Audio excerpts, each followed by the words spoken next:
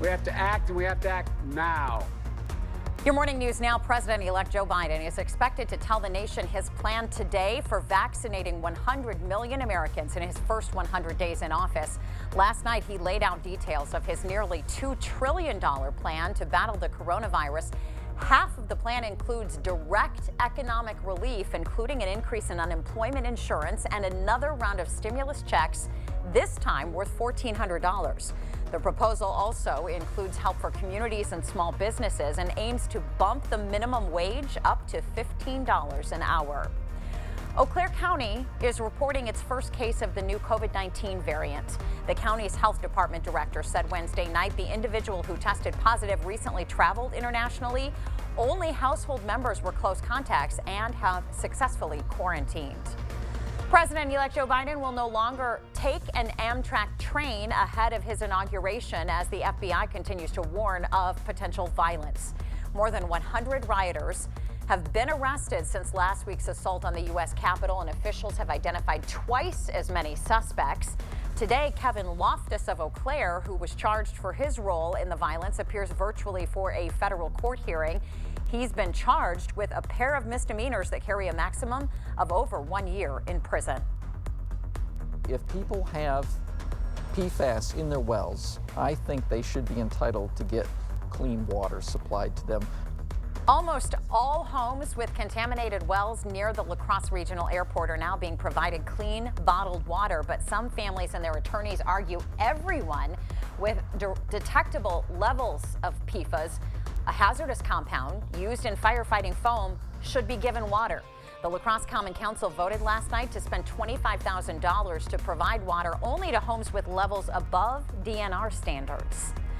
Also at that meeting, various people shared their disappointment that the old Kmart building on the south side of La Crosse is becoming a U-Haul facility. In fact, Mayor Tim Kabat called the plan a shame. The building has been empty since September of 2017. The city says U-Haul officials have a contract to buy the property, but the sale is not final. It kind of ties the whole community together when businesses help businesses. Downtown Main Street and Toyota of La Crosse are coming together to help local businesses. Toyota of La Crosse purchased more than $15,000 in gift certificates to hand out to new car owners. Toyota says they plan to keep buying gift certificates as a way to recognize staff as well. About 6,000 lucky fans will be joining the Green Bay Packers at Lambeau Field tomorrow for their first playoff game. Tickets sold out in just hours. One season ticket holder in West Salem was lucky enough to get 6 tickets for him and his family.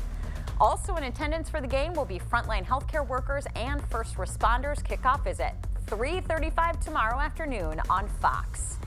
And now that movies are more available, the Rivoli Theater is reopening today for the community. There are some safety measures in place, including mask use, social distancing, and limited capacity. Food will still be served, but the menu is smaller than before. For football fans, the theater will be showing tomorrow's Packers-Rams game at 3:35 p.m. Did I mention that? In the main theater. Reservations are required, though, so make sure you give them a call. Well, about 2 to as much as 6 inches of snow fell late yesterday and into the overnight. About 3 to 3.5 inches in the La Crosse area. Watch for some slick spots on that morning commute, especially the secondary roads, the lesser traveled roads, as you head out this morning. Otherwise, dry air has been wrapped into the storm, so the snow bands have kind of shifted to our west for the time being. So kind of a lull, but we're not quite done with this system yet. As the low pulls away, temperatures in the low to mid 30s aren't going to move much, but we'll still see some scattered snow showers or a light mix today. Snow showers likely tonight, maybe another inch or so in some spots with highs around 36. Tomorrow, flurries in the morning, slight chance of light snow or flurries Sunday, highs around 29. Thanks so much for sharing your morning with us, everyone. We hope you have a great weekend. We'll look forward to seeing you right back here on Monday.